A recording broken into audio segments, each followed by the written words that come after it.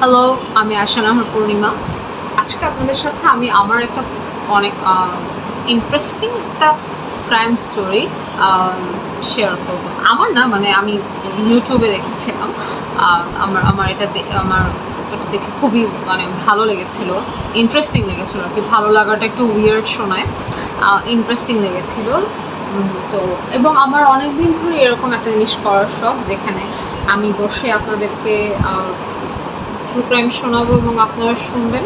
তো কথা না বাড়ায় শুরু করি। আজকের স্টোরিটা হচ্ছে ট্রাভিস এবং জোডিকে নিয়ে। আমার মনে হয় অনেকেই আপনারা এই স্টোরিটা জানেন, যারা ট্রু ক্রাইম বা একটু ডকুমেন্টস ঘাটাঘাটি করার অভ্যাস আছে। বিশেষ করে করোনাতে আমাদের সবারই টুকটাক একটু করা হয়েছে। আমার মনে হয় আপনারা এই স্টোরিটা জানবেন। তারপর আমি একটু আমার মতো করে আপনাদেরকে বলি। ট্রাভিস আলেকজান্ডার 1977 সালে ক্যালিফোর্নিয়ায় জন্মগ্রহণ করেন এবং উনি আমেরিকাতে একটি মাল্টিলেভেল মার্কেটিং কোম্পানির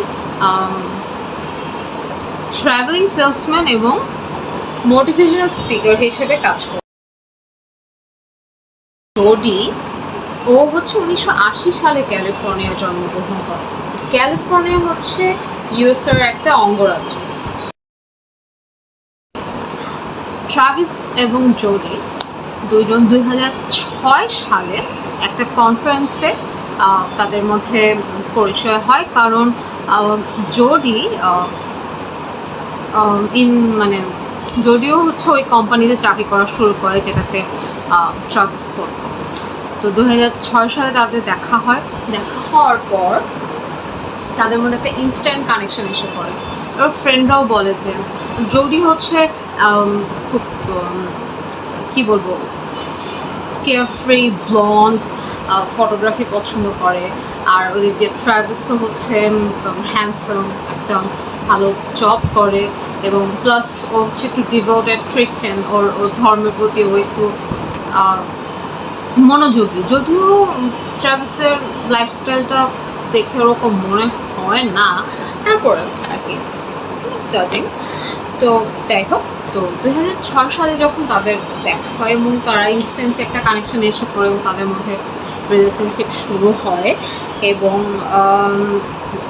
যত দিন যায় রিলেশনশিপটা ততটা টক্সিক হতে থাকে, যেটা ফ্রেন্ডরাও বলে যে তাদের মধ্যে রিলেশনশিপটা হয় হচ্ছে পুরা টক্সিক। বিকজ যত দিন যায় জোডি একটা মানে ওই পজিটিভ গার্লফ্রেন্ডদের মতো বিহেভিয়ার শুরু করে। অনেক বেশ কিছু ফ্রেন্ড বলে যে, ধরেন তারা হচ্ছে একটা গ্রুপ আড্ডা দিচ্ছে, হয় না, আমরা ফ্রেন্ডদের নিয়ে বয়ফ্রেন্ডও থাকে সেখানে, এদের নিয়ে আমরা আড্ডা দিই। এরকম 7-8 জনের একটা গ্রুপ আমরা আড্ডা দিচ্ছি। তো সবার মাঝখানে উইদাউট এনি নোটিস জোডি হচ্ছে ট্রাভিসের উপর উঠে যেত, মেকআপ করা শুরু করে দিত, যেটা খুবই উইয়ার্ড লাগতো। ট্রাভিস নিজেও পছন্দ করতো না, ও সরায় দিত এবং ফ্রেন্ডরাও খুব অকওয়ার্ড ফিল করতো যে ও কি দেখে না যে আমরা এখানে এক্সিস্ট করতেছি। এরকম আস্তে আস্তে উইয়ার্ড বিহেভিয়ার শুরু করে। তারপর এমনকি জোডি ট্রাভিস যদি ওয়াশরুমে যেত, ও পিছে পিছে ট্রাভিসের সাথে ওয়াশরুমে যেত এবং দরজার কাছে দাঁড়ায় থাকতো এবং মাঝে মাঝে কান পেতে শুনতো যে ও কি কারোর সাথে ভিতরে যে কথা বলে নাকি। হয়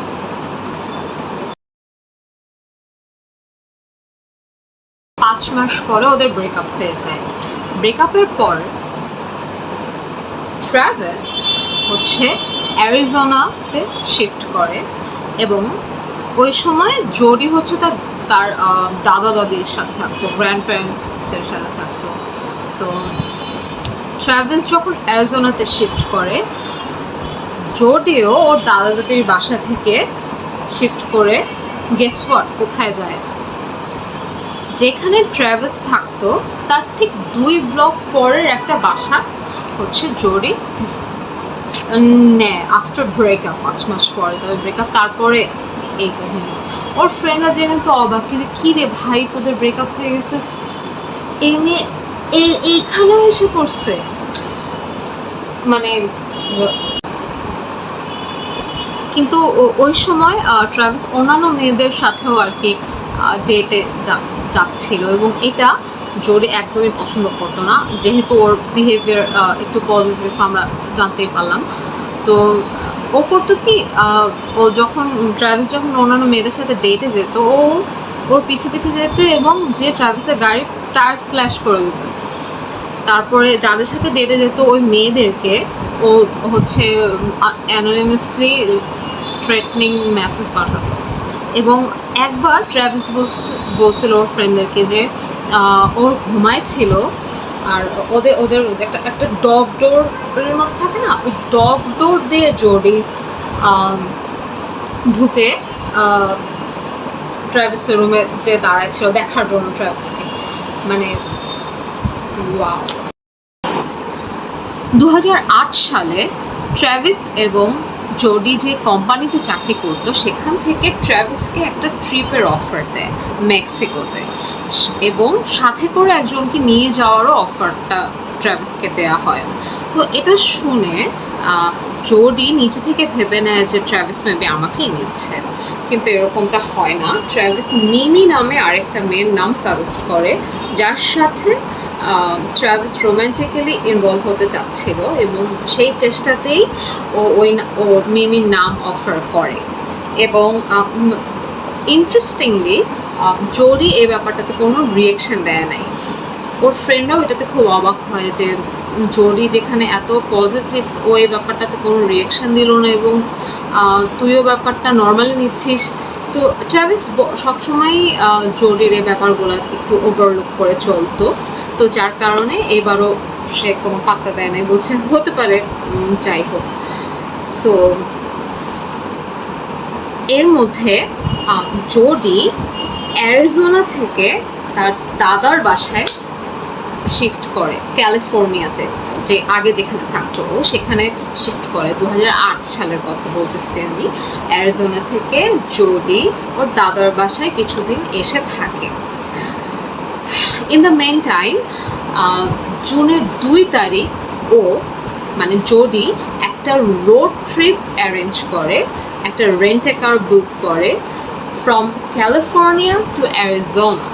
আমি ডিস্টেন্সটা বুঝাই, ক্যালিফোর্নিয়া থেকে অ্যারিজোনার ড্রাইভিং ডিস্টেন্স হচ্ছে 632 মাইলস। তার মানে ধরেন সব মিলে, আমি এটা গুগল ম্যাপে দেখছি, সব মিলায় ধরেন 11.5 বা 12 মিনিট, 11.5 বা 12 ঘন্টার একটা ট্রিপ বুক করে জোডি। ট্রিপটা বুক করে জোডি ক্যালিফোর্নিয়া থেকে ড্রাইভ করে যায় হচ্ছে ট্রাভিসের বাসায়। ট্রাভিসের বাসায় ও যায় হচ্ছে জুনের 4 তারিখ, যে অ্যাজ ইউজুয়াল তারা দুজন হচ্ছে সেক্সুয়াল অ্যাক্টিভিটিসে ইনভলভ হয়। এবং যেহেতু জোডির একটু ফটোগ্রাফি শখ ছিল, ওর ক্যামেরা দিয়ে হচ্ছে ট্রাভিসের অনেক ছবি তুলে, এবং নিজেরও তুলে আর কি, এবং ওদের ক্লোজ মোমেন্টেরও অনেক ছবি তুলে। এরপরে ওই বাসা থেকে বের হয়ে ইউটাতে ওর আরেকটা ফ্রেন্ডের বাসায় দেখা করতে যান, এবং 7 জুন ও ক্যালিফোর্নিয়াতে ফেরত আসে। তো জুনের 2 তারিখে ও রোড ট্রিপটা অ্যারেঞ্জ করে, 4 তারিখে ও হচ্ছে ট্রাভিসের বাসায় যায়, এবং 7 তারিখ ও ক্যালিফোর্নিয়াতে ফেরত আসে। এর মধ্যে জুনের 4 তারিখেই হচ্ছে ট্রাভিসের একটা ইম্পর্ট্যান্ট কনফারেন্স কল ছিল, যেটা ও মিস করে, এবং কোনোভাবেই মানে ওর সাথে যোগাযোগ করা যায় না। ওর ফ্রেন্ডরা অনেকভাবে চেষ্টা করে ওর সাথে যোগাযোগ করতে, কিন্তু প্রত্যেকবারই ও যখন ওকে কল দিত ওর কলটা স্ট্রেট ভয়েস মেলে চলে যেত। তো জুনের 9 তারিখ, যেহেতু জুনের 15 তারিখ ওর একটা ট্রিপ আছে, তো জুনের 9 তারিখ শেষমেশ 5 দিন পরে, মানে জুনের 4 তারিখ থেকে 5 দিন পর বলতেছি, 9 তারিখ মিমি, যে মেয়েটার সাথে ট্রাভিসের হচ্ছে যাওয়ার কথা মেক্সিকোতে, মিমি সহ আরও 2টা ফ্রেন্ড ট্র্যাভিসের বাসায় যায়, বিকজ ওর কোনো খোঁজ খবর পাওয়া যাচ্ছিল না, আর সবাই খুব অবাক হয়ে যাচ্ছিল এবং ওই মিটিং মিস করতেছিল এবং একটা ট্রিপে যাওয়ার কথা মিমির সাথে ও কোনো ধরনের যোগাযোগ করতেছিল না। ইট ওয়াজ কাইন্ড অফ স্ট্রেঞ্জ। তো ওর বাসায় যায়, বাসায় যেয়ে ওরা হচ্ছে যখন ঢুকে ওরা লক্ষ্য করে হচ্ছে ওদের কার্পেটে, তারপর দেয়ালে অনেক জায়গায় ব্লাড স্প্যাটার, অনেক রক্ত, এবং এটা দেখে ওরা আস্তে আস্তে আরও আগায় দেখতে যে কোথায় কী মানে কী অবস্থা ট্র্যাভিসের। তারপর একটা পর্যায়ে তারা হচ্ছে ওর বাথরুমে এন্টার করে এবং ওখানে যে ওরা ট্র্যাভিসের ডেড বডি ডিসকভার করে। খুবই বাজে অবস্থা। তারপর ওদের একটা ফ্রেন্ড 911-এ কল করে তাদেরকে জানায় যে তাদের ফ্রেন্ডের এই অবস্থা, তারা ফ্রেন্ডকে এই অবস্থায় পাইছে, চারিদিকে ব্লাড। এবং ওই 911 অপারেটর ওদেরকে জিজ্ঞেসও করছে যে আপনারা কি কাউকে সন্দেহ করেন বা আপনারা বলতে পারেন কে করতে পারে, এবং ওরা সাথে সাথে উইদাউট এনি ডাউট এবং উইদাউট এনি পজ ওরা জোডির নাম সাজেস্ট করে যে ওর একটা ক্রেজি এক্স আছে, স্টকার এক্স, ও নিশ্চিত এই কাজটা করছে। I need all of you outside. Has he been threatened by anyone recently? Yes, he has. Okay. He has an ex-girlfriend that's been bothering him and following him and slashing tires and things like that. And you know the 911 কলটা receive করার পরে ইনভেস্টিগেটররা ট্র্যাভিসের বাসায় আসে এবং সব কিছু আর কি markup তাদের যা করার সেটা করে, এবং তারাও অনেক ধরনের ব্লাড স্প্ল্যাটার সব জায়গায় পায়। এবং ট্র্যাভিসের বডি ইনভেস্টিগেট করে ট্র্যাভিসের বডিতে 27টা স্ট্যাব ওন্ড পাওয়া যায়। শুধু তাই না, ওর এয়ার টু এয়ার পুরোটা কাটা। শুধু তাই না, তার মাথায় একটা গুলিও করা হয়। মানে যে ট্র্যাভিসের সাথে এই কাজটা করেছে সে এতটাই ট্র্যাভিসকে ঘৃণা করতো, এতটাই ট্র্যাভিসের প্রতি ওর রাগ ছিল, ও এতটাই চাইছে যে ট্র্যাভিস শেষ হয়ে যাক যে ও 27 বার, একটা মানুষকে 27 বার স্ট্যাব করা, আমি গুনে দেখাই, 1 2 3 4 5 6 7 8 9 10 11 12 13 14 15 16 17 18 19 20 1 2 3 4 5 6 7 27টা স্ট্যাব করা। তারপরেও সেই মানুষের রাগ কমে না, সে কান টু কান ওর পুরোটা স্লিট করে।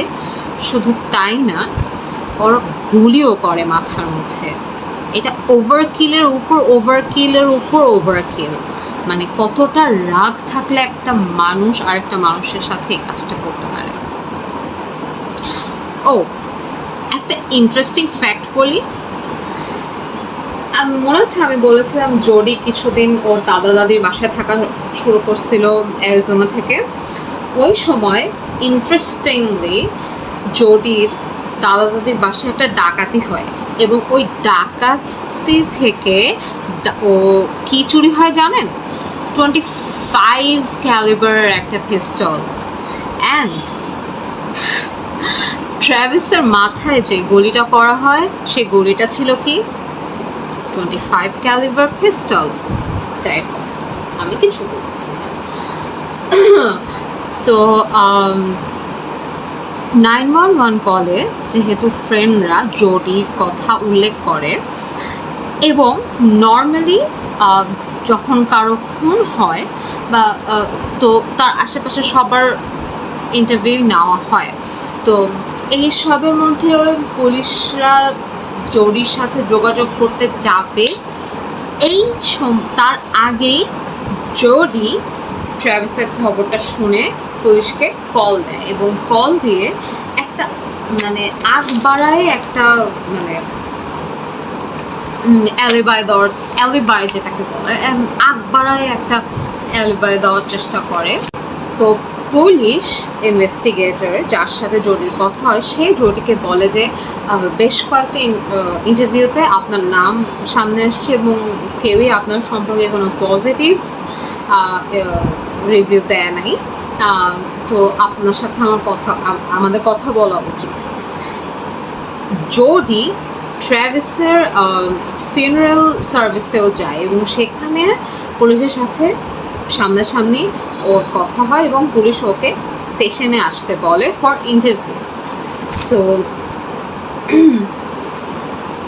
পুলিশ এবং জডির ইন্টারভিউ শুরু করে এবং আমার দেখা মানে এটা এত স্ট্রেঞ্জ একটা ইন্টারভিউ, একটা মানুষ কতটা আজব হতে পারে। আমি কিছু ক্লিপ আমি দেখাবো এই ভিডিও লাস্টের দিকে, আপনারা জডির ইন্টারভিউর কিছু ইন্টারেস্টিং পার্টগুলো আমি দেখানোর চেষ্টা করব। মানে ওর সাথে ট্র্যাভিসের একটা মানুষের খুনের আলোচনা হইতেছে। অ্যান্ড শি ওয়াজ ওয়ান্ডারিং আমি মেকআপ করে আসি নাই, বাইরে বেরোলে আমার ছবি তুলবে, আমাকে কেমন দেখাতে হবে, মানে আমাকে মানে ওকে জিজ্ঞেস করা হইতেছে about killing someone and she was worried about her makeup, যে আমি মেকআপ করে আসি নাই, আমার মাগ শট কেমন আসবে, মানে মেন্টালি কতটা ইল হয়ে, মানে ও সব কিছু করছে ওই ইন্টারভিউতে, শুধুমাত্র সত্যিটা বলেনি।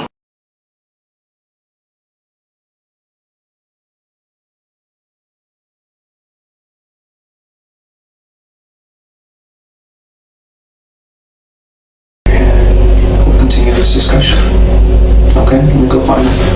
I'll be right back. Tips, I'm not a murderer.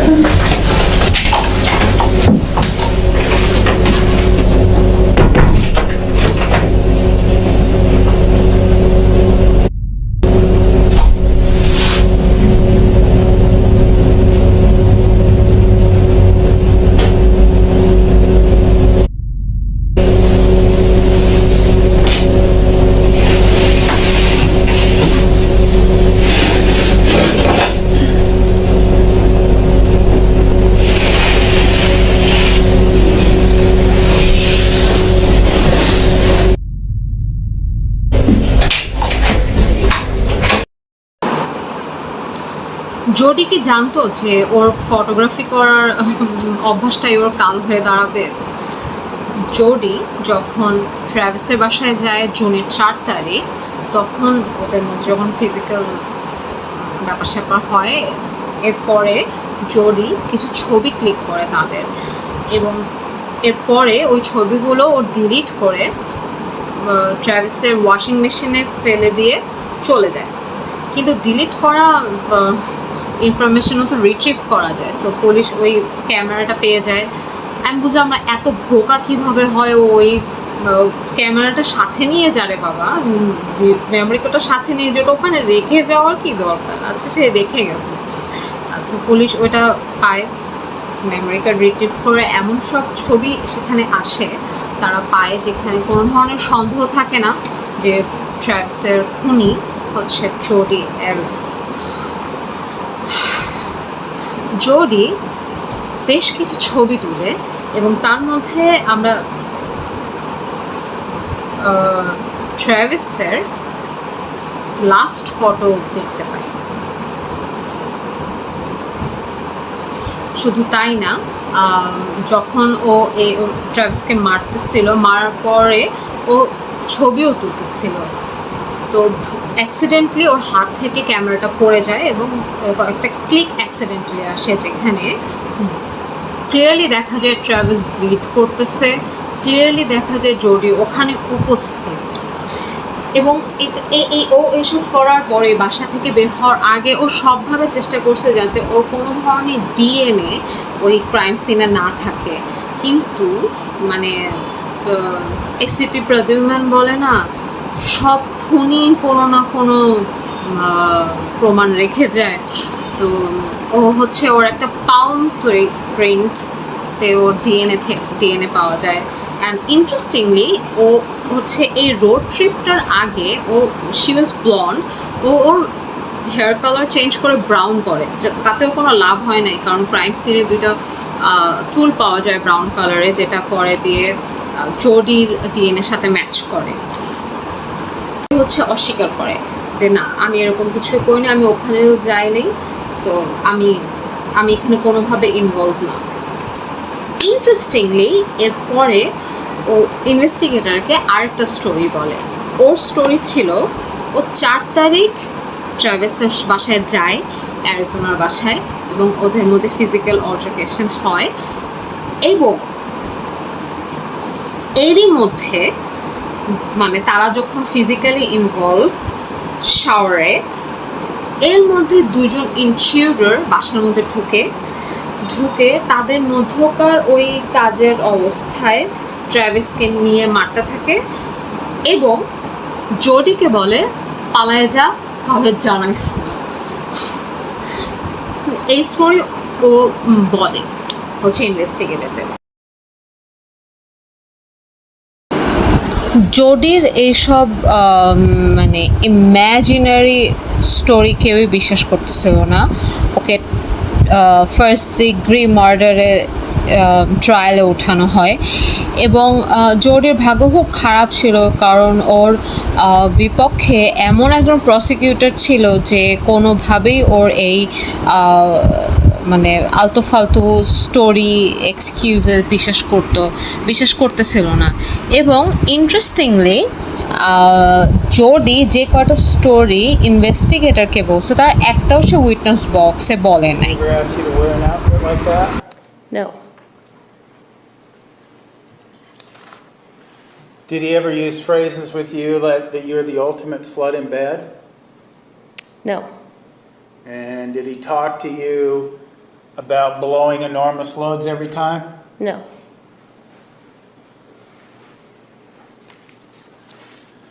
Did he ever ejaculate on your face? No.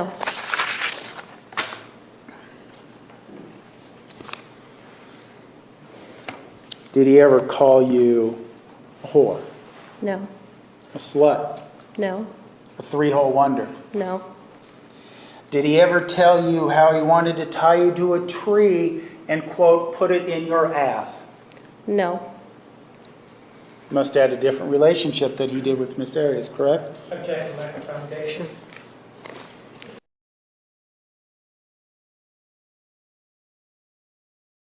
We were talking about the Cancun issue, ma'am. You never told the detective about the Cancun issue, did you? What Cancun issue? Do you remember that we're talking about Travis Alexander? Let's start with that. Yes, I remember that. That's why we're here, because you killed him, right?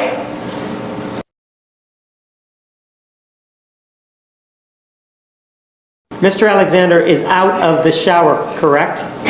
Yes, he is. Or he stepped out. I don't know if he has 1 foot in, 1 foot out, but he stepped out. Well, he needed to have been out of the shower in order for him to grab you and body slam you, didn't he? Not necessarily. Oh, so He you're had- saying that he was in the shower, and from the shower he kind of reached over and grabbed you and body slammed you sideways, even though he wasn't out of the shower? No, I said he definitely stepped out, but I don't know if he had both feet out or 1 foot out. So when he is in the shower, he at least takes one step out, and you're far enough away so that the water's not going to be getting on the camera, right? Right? Yes. And in this position where his legs are open, potentially, right? Right? Yes. You're saying that he reaches over with one leg still in the shower, and he body slams you. That's what you say, right? No, that's not what I said.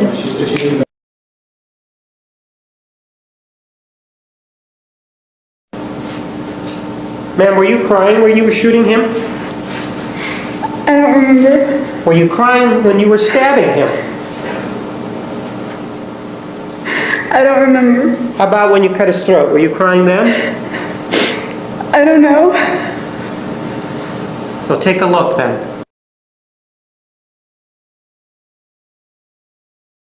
Man, this is a very small closet, isn't it? No, it's bigger than the cell that I live in. It's bigger than what? It's bigger than the cell that I live in. It's not a small closet. Ma'am, we don't want to know where you live in. Do you understand that? I'm just using that as reference. It's Ma'am, not small. Do you understand? Did I ask you where you were living? No. we're clear, right? We do not want to know where you're living right now. You understand that? Okay, sorry. No need to be. Take that attitude that... Is there an issue with you with answering the questions as they're posed? Sometimes, but I'm trying to answer them the best I can. So is it an attitude issue with you then? Objection, argumentative, Your Honor. Move to strike. Something that, according to you, you said on direct examination, I've never killed anyone before. Do you remember saying that? Yes, I remember. So it's kind of a highlight in your life. Wouldn't you agree? Or a low light, however you want to look at it.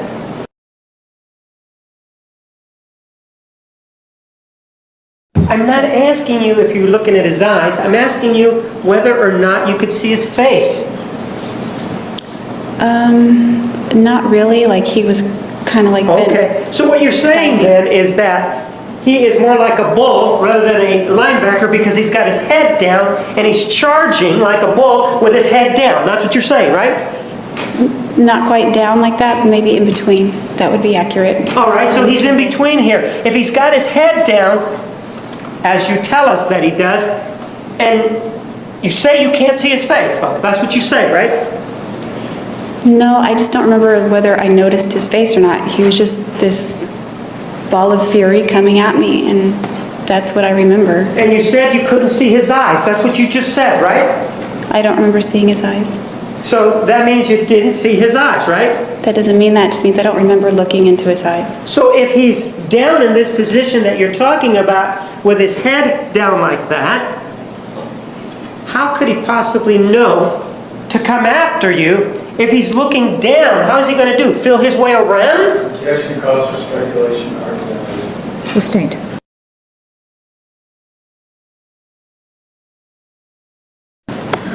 He had his head down. That's what you said, right? He was like I can just describe it as like a linebacker unless I get up and act it out, which I would like. Sorry. Don't roll the tape yet. Why was he a good traveling companion? Oh, he was a great traveling companion for many reasons. Traveling with Travis was kind of like traveling with your own personal comedian or serenader. And sharp ones in the left cheek. Who could have done this to him? I don't know. Who do you think killed him? I have no idea. Jody, you're pretty calm sitting here. How are you managing to stay so calm? Through my faith and through the knowledge of my own innocence. That's the only thing. I would be shaking in my boots right now if I had to answer to God for such a heinous crime. Jodi Arias killed Travis Alexander. There is no question about it. And they're defending their life. They don't know when to stop. Travis Alexander's body was stabbed 27 times. It may be that Jodi Arias didn't know when to stop. This individual, the defendant, Jodi Ann Arias, killed Travis Alexander. And even after stabbing him over and over again, and even after slashing his throat from ear to ear, and then even after taking a gun and shooting him in the face, she will not let him rest in peace. But now, instead of a gun, instead of a knife, she uses lies. This is an individual who is manipulative. This is an individual who will stop at nothing and will continue to be manipulative and will lie at every turn and at every occasion that she has. Everything in this case points to the fact that it did not happen.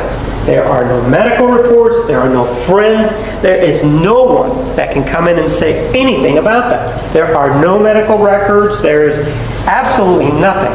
There is a direct strike to his neck, which is an indication of somebody who is thinking, this person's not going to live. He may get away from me in the shower. He may get away from me all the way to the sink. And he may stumble his way down that hallway. But you know, I caught him. And now, rather than stabbing him anywhere else, right here. So it's a very well orchestrated kill. The other thing that she did is that she created a lie that really involves behavior that is a hot button kind of topic. How horrific it is to be accused falsely of being a pedophile. It's not here. Ultimately, জোডির defence team খুবই poor performance দেয়। তারা কোনোভাবেই কোনো alternative motive বা অন্য কোনো theory আনতে পারে নাই। আর জোডি নিজেই বারবার স্টোরি বদলাচ্ছে, তো এতে ডিফেন্স টিম অনেকটা মানে দুর্বলই হয়ে থাকে।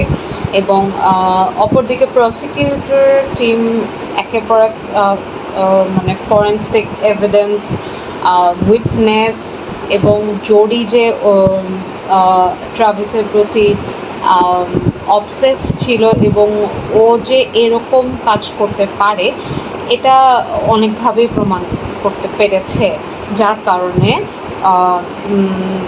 ওকে ফার্স্ট ডিগ্রি মার্ডারে গিলটি সাব্যস্ত করা হয়। কিন্তু মৃত্যুদণ্ড দেওয়ার ব্যাপারে জুরি ওরা ডেডলক হয়ে যায়, যার কারণে ওর লাইফ ইমপ্রিজনমেন্ট দেওয়া হয়। এই ছিল আজকের স্টোরি।